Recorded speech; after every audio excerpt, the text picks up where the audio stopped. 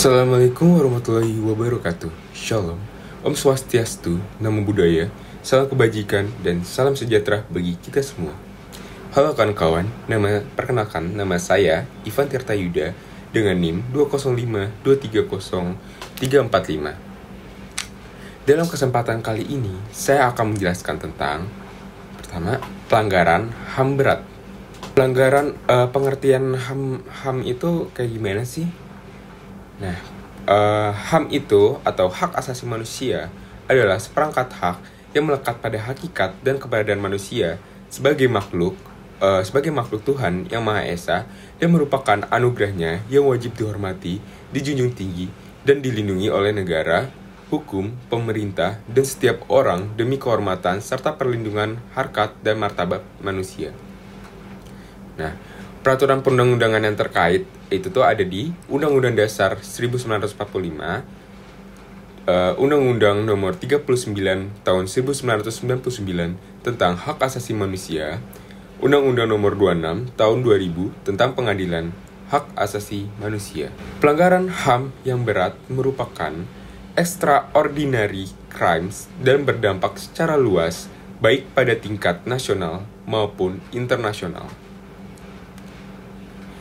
Yurisdiksi dari pengadilan HAM adalah untuk memeriksa dan memutus perkara pelanggaran HAM yang berat, yaitu kejahatan terhadap kemanusiaan dan kejahatan genosida.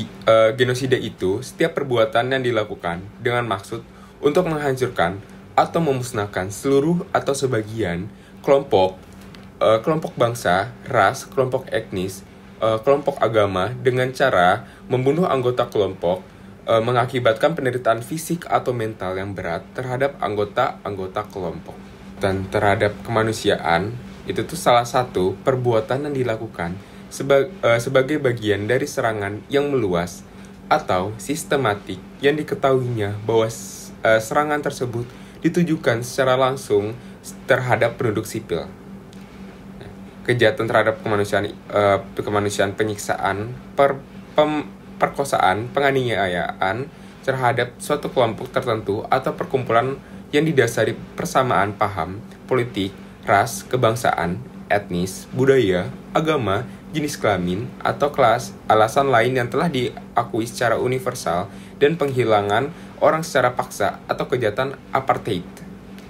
Kejahatan perang itu suatu tindakan pelanggaran dalam cakupan hukum internasional terhadap hukum perang oleh satu atau beberapa orang, baik militer maupun sipil.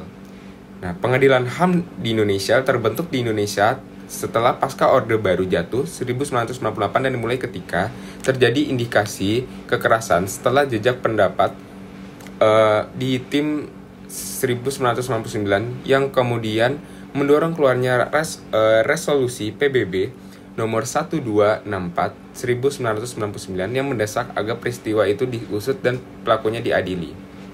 Nah, proses terjadinya pengadilan HAM, penyelidikan, penyidikan, penuntutan, persidangan, putusan hakim, kompensasi, restitusi, dan rehabilitasi dalam pasal 35. Nah, dalam ketentuan ini yang juga berhak memperoleh kompensasi, restitusi, dan rehabilitasi dalam korban dan ahli waris dari korban pelanggaran HAM yang berat tersebut, dan harus dicantumkan tentang pelanggaran HAM berat yang menjadi pokok perkaranya di dalam amar putusan.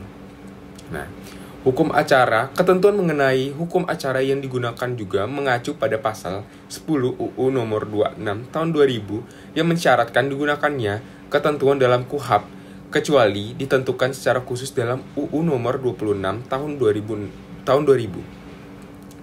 Peradilan Hak Asasi Manusia Internasional dibentuk ICC atau International Criminal Court 17 Juni 1998 di Roma.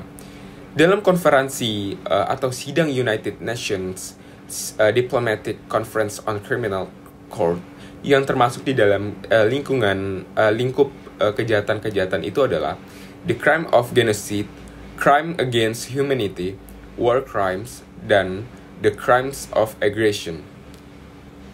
Sanksi internasional atas pelanggaran HAM diberlakukannya travel warning terhadap warga negaranya. Terus ada pengalian investasi atau penanaman modal asing, pemutusan hubungan diplomatik, pengurangan bantuan ekonomi, pengurangan tingkat kerjasama, pemboikotan produk ekspor, dan embargo ekonomi. Selanjutnya saya akan membahas tentang undang-undang dan sanksi pidana. Dengan kemajuan teknologi informasi yang demikian pesat telah menyebabkan perubahan kegiatan kehidupan manusia dalam berbagai bidang yang secara langsung telah memengaruhi lahirnya bentuk-bentuk perbuatan hukum baru. Kegiatan melalui media sistem elektronik yang disebut juga ruang cyber atau cyberspace, meskipun bersifat virtual, dapat dikategorikan sebagai tindakan atau perbuatan hukum yang nyata. Dengan demikian, subjek pelakunya harus dikualifikasi pula secara orang yang telah melakukan perbuatan hukum secara nyata. Nah, untuk pengertiannya, pengertian dari informasi elektronik adalah salah satu sekumpulan data elektronik termasuk tetapi tidak terbatas pada tulisan, suara, gambar, peta, rancangan foto, elektronik, data, interchange, surat elektronik, atau electronic mail, telegram, telex, telekopi, atau sejenisnya, huruf, tanda, angka, kode, akses, simbol, atau perforasi yang telah diolah yang memiliki arti atau dapat dipahami oleh orang yang mampu memahaminya.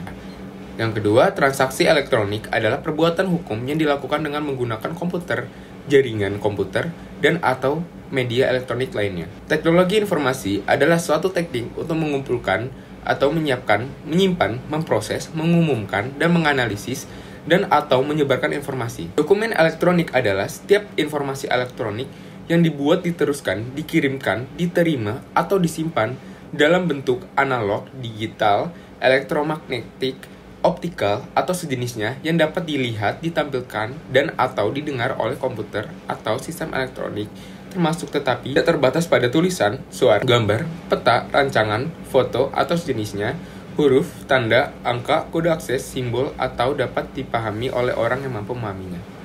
Sistem elektronik adalah serangkaian perangkat dan prosedur elektronik yang berfungsi mempersiapkan, mengumpulkan, mengelola, menganalisis, menyimpan, menampilkan, mengumumkan, mengirimkan, dan atau menyebarkan informasi elektronik. Dasar perubahan UU nomor 11 tahun 2008 bahwa untuk menjamin pengakuan serta penghormatan atas hak dan kebebasan orang lain dan untuk memenuhi tuntutan yang adil sesuai dengan pertimbangan keamanan dan ketertiban umum dalam suatu masyarakat demokratis, perlu dilakukan perubahan terhadap Undang-Undang nomor 11 tahun 2008 tentang informasi dan transaksi elektronik agar terwujud keadilan, ketertiban umum, dan kepastian hukum. Asas dalam UU ITE pasal 2 yaitu asas kepastian hukum, berarti landasan hukum bagi pemanfaatan teknologi, informasi, dan transaksi elektronik serta segala sesuatu yang mendukung penyelenggaraan yang mendapatkan pengakuan hukum di dalam dan di luar pengadilan. Asas bermanfaat berarti asas bagi pemanfaatan teknologi informasi dan transaksi elektronik diupayakan untuk mendukung proses informasi sehingga dapat meningkatkan kesejahteraan masyarakat. Asas kehati-hatian berarti landasan bagi pihak yang bersangkutan harus memperhatikan segenap aspek yang berpotensi mendatangkan kerugian baik bagi dirinya maupun bagi pihak orang lain dalam pemanfaatan teknologi informasi dan transaksi elektronik. Lalu ada asas itikat baik, berarti asas yang digunakan oleh para pihak dalam melakukan transaksi elektronik tidak bertujuan untuk secara sengaja dan tanpa hak atau melawan hukum mengakibatkan kerugian bagi pihak lain tanpa sepengetahuan pihak lain tersebut. Asas kebebasan memilih teknologi atau neutral teknologi, berarti asas pemanfaatan teknologi informasi dan transaksi elektronik tidak terfokus pada penggunaan teknologi tertentu sehingga dapat mengikuti perkembangan pada masa yang akan datang. Ancaman pidana bagi orang yang melanggar pasal 27 ayat 3 UU ITE ini diatur dalam pasal 45 ayat 3 UU 19 tahun 2016 yang berbunyi, setiap orang yang dengan sengaja dan tanpa hak mendistribusikan dan atau mentransmisikan dan atau membuat dapat diaksesnya informasi elektronik dan atau dokumen elektronik yang memiliki muatan penghinaan dan atau pencemaran nama baik sebagaimana dimaksud dalam pasal 27 ayat 3 dipidana dengan pidana penjara paling lama 4 tahun dan atau denda paling banyak 750 juta rupiah.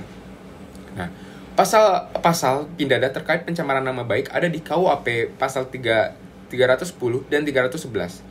Terus UU ITE Undang-Undang Nomor 11 Tahun 2008 tentang Informasi dan Transaksi Elektronik pasal 27 ayat 3 dan JO pasal 45 ayat 3. Ancaman pidana bagi orang yang melanggar ketentuan pasal 28 ayat 2 UU ITE adalah sebagaimana diatur dalam pasal 45A ayat 2 UU 19/2016, yakni setiap orang dengan sengaja dan tanpa hak menyebarkan informasi yang ditujukan untuk menimbulkan rasa kebencian atau permusuhan individu dan atau kelompok masyarakat tertentu berdasarkan atas suku, agama, ras, dan antar golong atau SARA sebagaimana dimaksud dalam pasal 28 ayat 2 dipidana dengan pidana penjara paling lama 6 tahun dan atau denda paling banyak 1 miliar rupiah. Nah, pasal-pasal pidana terkait SARA, KUHP pasal 156, 156A, 157 KUHP, UU Diskriminasi, UU Nomor 40 Tahun 2008 tentang penghapusan diskriminasi ras dan etnis pasal 4 dan 16. UU ITE pasal UU ITE Undang-Undang Nomor 11 Tahun 2008 tentang Informasi dan Transaksi Elektronik pasal 28 ayat 2 dan JO pasal 45. Pasal 28 ayat 1, setiap orang dengan sengaja tanpa hak menyebarkan berita bohong dan menyesatkannya mengakibatkan kerugian konsumen dalam transaksi elektronik. Terus ketentuan pidana pasal 28 ayat 1 UU ITE pasal 45A, setiap orang yang dengan sengaja dan tanpa hak menyebarkan berita bohong dan menyesatkannya mengakibatkan kerugian konsumen dalam transaksi elektronik sebagaimana diatur dalam pasal 28 ayat 1 dipidana dengan pidana penjara paling lama 6 tahun dan atau denda paling banyak 1 miliar rupiah. Pasal 32, setiap orang dengan sengaja tanpa hak atau melawan hukum dengan cara apapun mengubah, menambah, mengurangi, melakukan transmisi, merusak, menghilangkan, memindahkan, menyembunyikan suatu informasi elektronik dan atau dokumen elektronik milik orang lain atau milik publik. Ayat 2, setiap orang dengan sengaja dan tanpa hak atau melawan hukum dengan cara apapun memindahkan atau mentransfer informasi elektronik dan atau dokumen elektronik kepada sistem elektronik orang lain yang tidak berhak. Ayat 3, terhadap perbuatan sebagaimana dimaksud pada ayat 1 yang mengakibatkan terbukanya suatu informasi elektronik dan atau dokumen elektronik yang bersifat rahasia menjadi dapat diakses oleh publik dengan keutuhan data yang tidak sebagaimana mestinya. Pasal 48 ayat 1, setiap orang yang memenuhi unsur sebagaimana dimaksud dalam pasal 32 ayat 1 dipidana penjara paling lama itu 8 tahun dan atau denda paling banyak itu 2 miliar rupiah.